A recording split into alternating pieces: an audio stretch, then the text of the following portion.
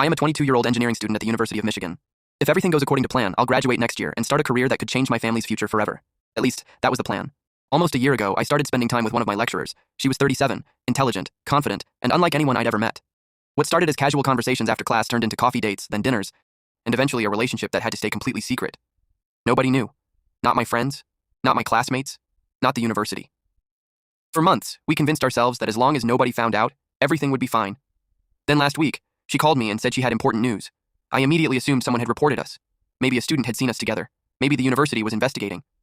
I was terrified, but when I arrived at her apartment, she sat me down, smiled, and placed a pregnancy test on the table. Positive. I felt like all the air had left the room.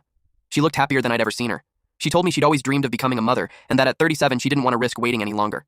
I couldn't even force a smile. I'm still a student with loans, exams, and a future I'm fighting to build. I live in a small apartment and barely have enough money to get through each semester. The thought of becoming a father right now scares me more than any final exam ever could.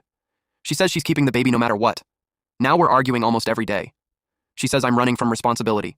I say she's asking me to give up the future I've worked my entire life for. So now I'm stuck with a choice that could change everything. If you were in my position, what would you do?